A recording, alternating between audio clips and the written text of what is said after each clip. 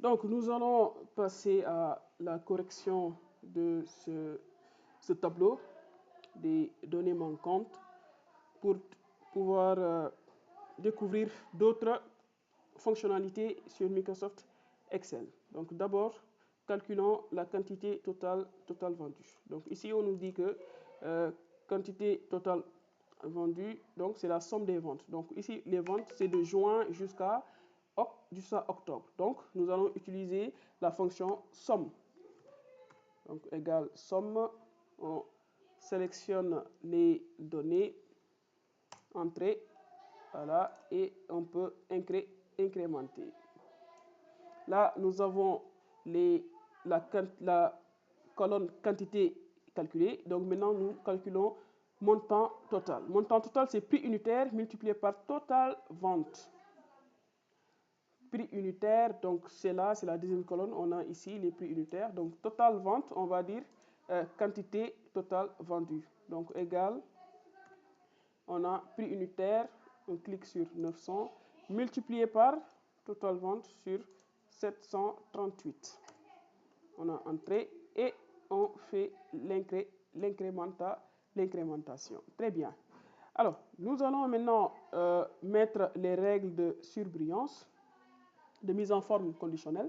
Donc ici, on nous a donné un barème à respecter, des règles à respecter.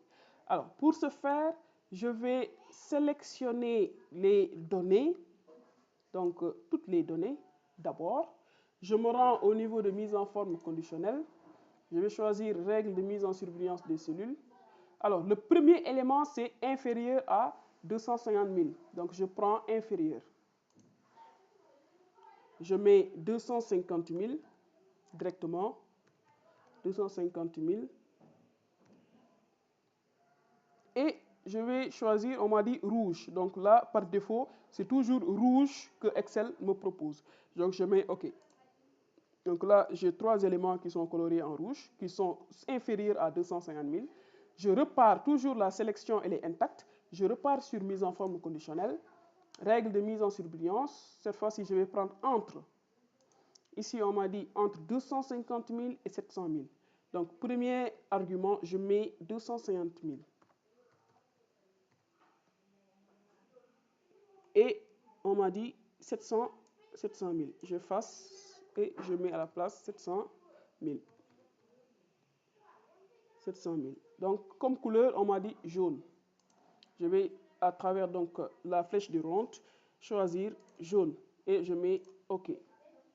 Et enfin, on a supérieur à 700 000. Toujours, la sélection est intacte. Donc, je reviens. Règle surbrillance, je prends supérieur. Supérieur à combien? 700 000. Donc, couleur verte. Donc, je mets la couleur verte. Et là, n'est-ce pas? Donc, j'ai réussi cette étape de calcul.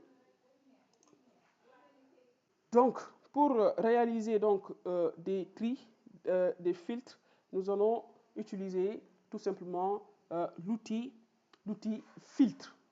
Et où se trouve l'outil filtre? Donc, l'outil filtre se trouve dans l'onglet accueil. Dans la dernière zone, vous avez la zone édition. Dans la zone édition, vous avez un entonnoir, d'accord, avec AZ, l'entonnoir là, d'accord. Il y a trier et filtrer. L'outil donc trier et filtrer. Maintenant, avant de cliquer dessus, nous allons d'abord identifier, on va dire, le tableau. Le tableau sur lequel, par exemple, nous voulons faire des opérations de tri ou bien de filtre. Maintenant, Excel, il est intelligent. Excel, nous travaillons sur Excel. Donc, Excel connaît déjà l'emplacement de nos éléments, etc., etc. Donc, cela veut dire quoi? Excel considère déjà ceci comme un tableau. Même s'il n'y a pas de bordure, etc., on n'a pas inséré de tableau. Donc, Excel peut considérer cela comme, n'est-ce pas, donc, ce qui s'apparente à un tableau. D'accord? Et filtre, c'est appliqué donc à des tableaux. Maintenant, comment le faire? Par exemple, je clique n'importe où. Je ne sélectionne même pas le tableau. Je clique n'importe où sur le tableau, par exemple. Je clique n'importe où.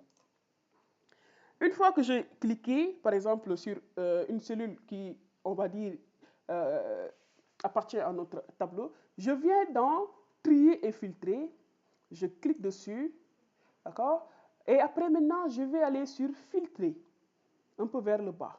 Sur filtrer. Je clique sur filtrer et automatiquement, vous allez apercevoir donc des flèches déroulantes sur chaque, n'est-ce pas, donc en tête, n'est-ce pas, chaque titre de colonne, sur chaque titre de colonne. Donc, ces flèches déroulantes qui sont au niveau des titres de notre tableau vont nous permettre d'effectuer les opérations tout simplement, n'est-ce pas, donc de filtrer ou bien de trier. Par exemple, ici sur l'exercice, on nous a dit quoi? Trier dans désignation, n'est-ce pas, donc les produits, on va dire, par ordre alphabétique. Qu'est-ce que je vais faire? Je vais cliquer sur la flèche déroulante de désignation. Je clique dessus. D'accord? Donc, une fois que je clique sur la flèche, on me dit trier de A à Z. Donc, cela veut dire quoi? Par ordre alphabétique. Trier de Z à A. Donc, c'est l'ordre inversé. Donc, si moi je veux par ordre alphabétique, donc c'est A à Z. D'accord? Donc, je clique sur A à Z. Et résultat, donc il y a alcool, coton, doliprane, Febrilex, Litacol, etc. Donc, nous avons trié ça par ordre alphabétique. On continue. Alors, on nous dit toujours filtrer les féminins. D'accord? Donc, au niveau de sexe, nous avons M comme masculin, nous avons F, par exemple, comme féminin. Donc, c'est très facile. Comment on fait? On repart sur la flèche déroulante de sexe, par exemple. On clique dessus. D'accord? Et cette fois-ci, on va trier, c'est-à-dire on part vers le bas ici. Vous avez quelque part où on a mis sélectionner tout. Donc cela veut dire quoi? Cela veut dire que F va s'afficher, M va s'afficher. Donc si moi je veux juste retenir F, donc je vais décocher M. Je vais décocher M. Je clique sur le petit carré de M pour décocher M. Très bien. D'accord? Donc je décoche M, comme ça M ne fait plus partie de ce qui va s'afficher et je vais mettre OK. Et résultat donc il n'y a que les F qui sont maintenus. Très bien, d'accord? Donc si vous avez un tableau, hein, donc quel que soit le nombre de lignes, ayez même des centaines, 1000 lignes, d'accord? Donc si vous utilisez cette fonction, automatiquement, ça va trier les informations que vous avez besoin. D'accord? Alors, ce qu'on est en train de faire, donc, c'est, on va dire, filtrer une combinaison de filtres, ce qu'on est en train de faire. D'accord? Donc, c'est-à-dire quoi? C'est-à-dire, on a déjà filtré les féminins, mais on va voir dans les féminins, par exemple, les féminins qui ont jaune, donc qui ont montant jaune. D'accord? Donc, couleur jaune. Donc, on peut filtrer A à Z, etc. Mais aussi, on peut filtrer aussi des couleurs. D'accord? Nous allons voir. Donc, nous allons venir sur la flèche déroulante au niveau de montant. Donc, flèche. Donc, mais je vais venir ici, filtre par couleur. Filtre par couleur. Donc, je choisis le jaune. Et donc, il n'y a que F là, n'est-ce pas, qui a du jaune. Voilà. Donc, maintenant, si nous voulons rétablir ce qu'on a fait, c'est-à-dire donc revenir. Voilà, donc on va cliquer toujours sur la flèche déroulante. Si vous regardez bien, entre une colonne filtrée ou bien triée, d'accord, il y a, n'est-ce pas, et une autre colonne qu'on n'a pas triée, il y a une différence. Donc les colonnes qu'on n'a pas triées, donc ça reste flèche déroulante, il n'y a aucun signe distinctif. Mais sur les colonnes où on a trié, donc vous voyez l'entonnoir, quelque chose comme ça. Donc il renseigne que à ce niveau, dans cette colonne, il y a eu une action réalisée. D'accord? Donc par exemple, ici je reviens, je peux mettre par exemple effacer le filtre de montant. Est-ce que vous voyez? D'accord, il y a quelque part effacer le filtre. Je clique sur effacer le filtre, ça me rétablit pour ce niveau. Je reviens ici au niveau de sexe par exemple. D'accord? Au niveau de sexe. Donc, il y a l'entonnoir. Toujours, quand vous voyez l'entonnoir, c'est qu'il y a eu un tri qui a été fait à ce niveau. Un filtre. Donc, je clique dessus. D'accord? Je vais effacer le filtre. Et maintenant, donc, tout est rétabli. Donc, comment effectuer des filtres, des tri. Voilà, donc vous pouvez aussi, par exemple, venir ici au niveau des prix unitaires. Par exemple, si vous voulez présenter les montants les plus élevés, n'est-ce pas, par ordre, par exemple, croissant, décroissant, etc. Donc, je clique sur la flèche déroulante. Ici, on me dit quoi? Trier du plus petit au plus grand, trier du plus grand au plus petit. D'accord? Donc, j'ai la possibilité vraiment donc, de faire donc, ces tris. Maintenant, nous allons voir d'autres éléments, c'est-à-dire l'histogramme, secteur, etc. Donc, c'est-à-dire les graphiques. Donc, les graphiques nous permettent de mieux visualiser ou bien de mieux appréhender les données, de mieux les expliquer, de mieux les comprendre, tout simplement. Parce que, comme on dit, une image vaut 1000 mots, quelque chose comme ça. D'accord? Donc, nous allons voir comment insérer des images. Maintenant, comment insérer des graphiques. Ce qui est intéressant à ce niveau, c'est de savoir déjà quelles sont les données que je veux mettre en jeu. D'accord? Par exemple, ici, on me dit histogramme des désignations, c'est-à-dire donc des produits.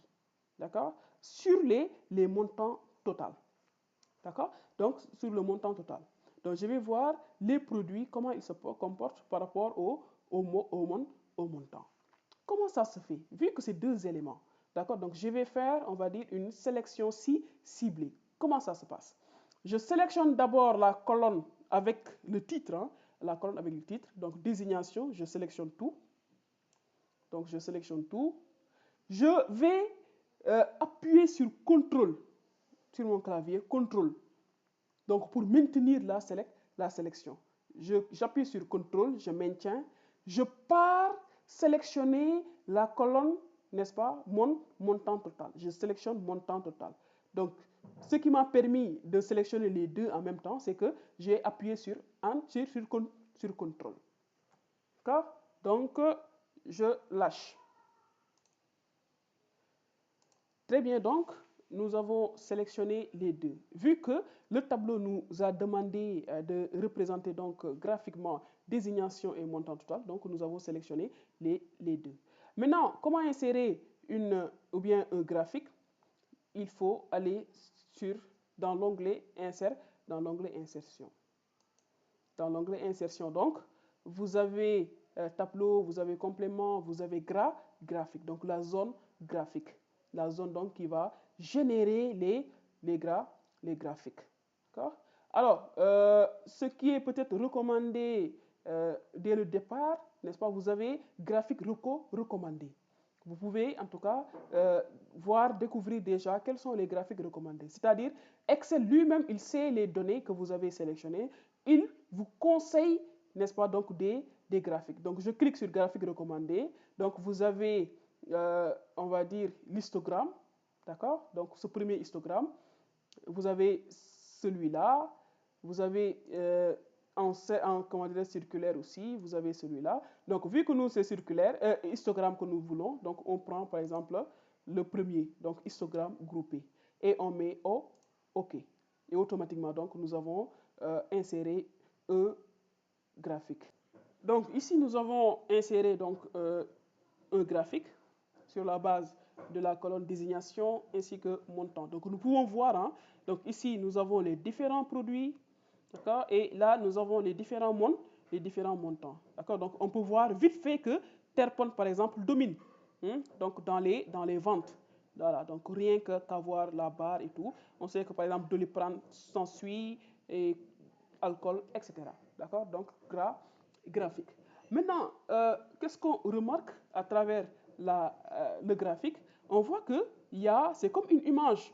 Hein? Quand on travaillait sur Word, sur PowerPoint, les images là, il y a les petits cercles qui gravitent autour donc de ce graphique. Donc pour dire quoi? Pour dire que ces petits cercles-là aussi vont nous permettre, on va dire, à un certain moment donné, de pouvoir redimensionner, comment dirais-je, le graphique. Par exemple, ici, toujours l'extrémité. Donc, je peux cliquer, n'est-ce pas, diminuer. Est-ce que vous voyez? Et j'ai aussi la possibilité, par exemple, de cliquer sur un espace vierge, par exemple, du graphique et de déplacer mon graphique, n'est-ce pas, n'importe où. Par exemple, moi, je vais déposer ça ici. Je vais réduire mon zoom, mettre ça sur 80, par exemple. Voilà. Donc là, je dépose mon graphique à ce niveau. D'accord? Je dépose mon graphique à ce niveau. Donc, pour déplacer les graphiques, donc il faut faire attention. Hein. Donc, il y a beaucoup d'éléments sur le graphique. D'accord? Il faut juste voir un espace qui est vierge. D'accord? Donc, cliquez dessus, maintenir et déplacer le graphique là où vous voulez. Maintenant, le graphique, quand vous insérez un graphique, automatiquement, vous avez deux onglets, n'est-ce pas, donc spécifiques pour le graphique. Vous avez deux onglets spécifiques. Vous avez l'onglet création et l'onglet format. Donc, dans l'onglet création, vous pouvez, par exemple, le même graphique, vous avez la possibilité de voir d'autres types de styles. D'accord? Donc, je ne fais que passer, par exemple, mon curseur, je ne clique pas, je regarde les styles. Et vous voyez, à chaque fois que je déplace mon curseur, donc le graphique aussi change d'apparence. D'accord? Donc, voilà, donc tout ça, c'est des modèles, des styles, on va dire, d'accord, par rapport à mon graphique. Donc, il y a une flèche déroulante en bas pour d'autres options de style. Voilà, donc tout ça, je ne clique pas, je fais que parcourir, n'est-ce pas? Donc, c'est des éléments. Donc, qu'on peut choisir. D'accord? Hormis les styles, nous avons aussi la possibilité de changer, on va dire, les couleurs. Donc, ici, de base, on a le bleu. Donc, mais nous avons modifié les couleurs. D'accord? Donc, on a pas mal d'autres couleurs, par exemple le vert, etc., orange. Hein, donc, nous avons jaune, etc., etc., etc., comme couleur. Mais quand on travaille sur des graphiques, l'un des menus les plus importants, c'est ici, le premier menu ici, ajouter des éléments de graphique. Ajouter des éléments de graphique dans la zone disposition du graphique, la première zone. Ajouter un élément de graphique. Donc, on clique dessus. Donc, ici, on dit, c'est par rapport aux axes. D'accord? Alors, ici, nous avons l'axe horizontal, d'accord, et l'axe vertical. D'accord? Donc, l'axe horizontal, c'est-à-dire l'axe des ordonnées, nous avons les montants. 2 millions, 1 million 500, 700, 1 million 500, etc. Donc, c'est pourquoi ici, c'est en vert, c'est-à-dire c'est sélectionné. Il y a déjà les axes. On a, pour l'axe vertical, l'abscisse, on a les produits, alcool, coton, doliprane, etc. Titre des axes. D'accord? Donc, si je veux, je peux insérer un titre. D'accord? Par exemple, ici, je mets titre horizontal. Titre horizontal principal. D'accord? Donc, horizontal ici. Par exemple, là où il y a alcool, coton, etc., je clique dessus, horizontal principal, comme titre. Je clique dessus. D'accord? Donc, je viens ici sur cette zone de texte. Je vais mettre, par exemple, c'est quoi? Désignation. Je vais signaler que c'est, on va dire, l'axe des désignations. D'accord? Donc, je fais la même chose. Je viens ici, titre des axes. Je choisis cette fois-ci vertical principal. Vertical. D'accord? Donc, ici, là où il y a les montants, je vais dire que c'est montant total. Donc, je vais sélectionner ça. Je vais mettre montant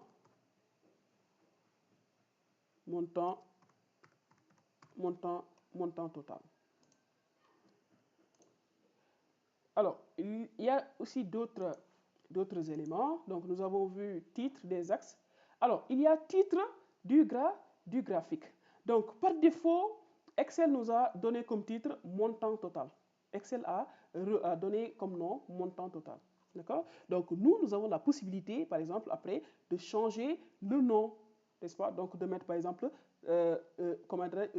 indicateur 1 ou quelque chose comme ça. Donc, on peut renommer à notre guise. Mais, troisième élément, donc, ici, c'est par rapport au titre du graphique. On peut, par exemple, supprimer. Donc là, je ne clique pas, je fais juste passer le curseur. Si c'est OK, par exemple, vous voyez que ça n'existe plus. Hein, il n'y a plus de titre. D'accord? Donc, en haut, il n'y a plus de montant. Donc, je suis au-dessus du graphique. Donc, le montant, c'est au-dessus du graphique. Ou bien, graphique superposé centré.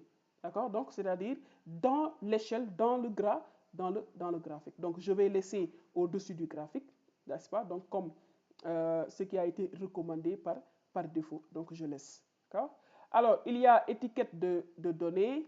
Donc, étiquette de données, ça veut dire quoi? Ça veut dire que au lieu d'avoir juste des barres, on peut avoir les données, d'accord, de ces barres-là. Par exemple, ici, centre, est-ce que vous voyez? Donc, les montants. Chaque barre, le montant correspondant. Est-ce que vous voyez? D'accord? Donc, par exemple, Terpon, on a 1 550 400.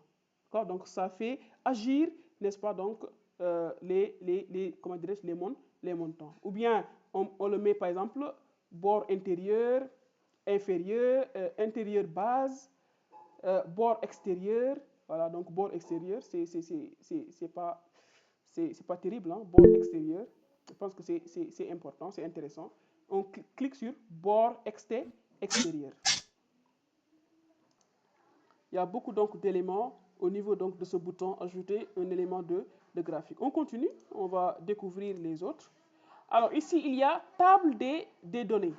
Bon, ça c'est trop encombrant quand même, parce que c'est quoi? Ça veut dire, ça reprend sur le graphique, n'est-ce pas, le petit tableau.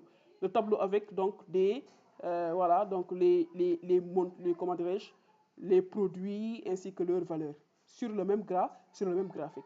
D'accord? Maintenant, c'est trop encombrant, quoi. Donc, par principe, on laisse comme ça.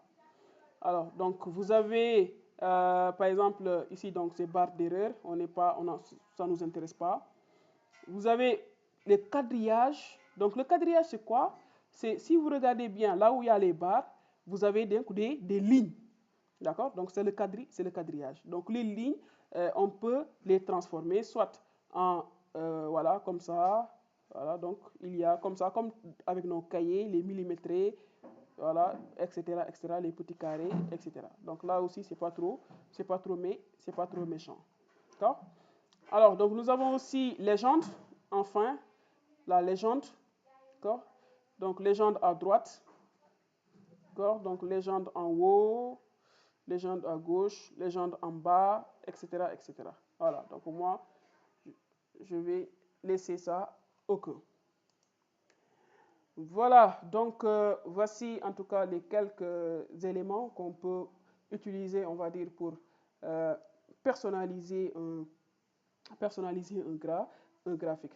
D'accord? Donc pour, par exemple, changer le titre, d'accord? Donc il me suffit tout simplement de venir ici, le titre qu'on m'avait donné, de cliquer dessus. Voilà, donc c'est comme sur PowerPoint. Donc c'est une zone de texte. Je clique dessus. Je vais sélectionner pour enlever. Par exemple, je vais mettre indicateur 1. Indicateur 1. Voilà, donc indicateur 1. J'ai renommé mon tableau indicateur 1.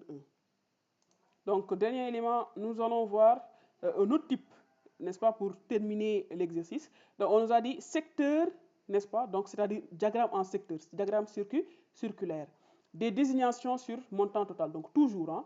Donc là, regardez, si je veux quitter le graphique, je clique juste sur une cellule vierge, d'accord. Donc là, le graphique va rester là où il est, d'accord. Maintenant, je vais refaire la même chose maintenant pour secteur, diagramme circulaire. Je vais aller sélectionner à nouveau désignation, contrôle, je maintiens, je sélectionne montant, très bien. Donc, j'ai sélectionné les deux. Je repars sur insertion, d'accord. Alors, ici, je peux ne pas utiliser graphique recommandé. Donc, je peux voir visiblement ici qu'il y a diagramme circulaire avec le cercle là.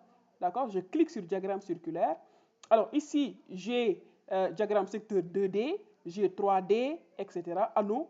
Donc, je vais choisir par exemple 3D. D'accord? Je choisis 3D, je clique sur 3D. Voilà, et automatiquement, donc, j'ai, on va dire, un autre graphique. Donc, nous avons un deuxième graphique, donc, qu'on peut lui aussi personnaliser, si on veut, d'accord? Voilà, donc déjà, ici, au niveau du style, dans comment dirais-je, l'onglet création, je pense.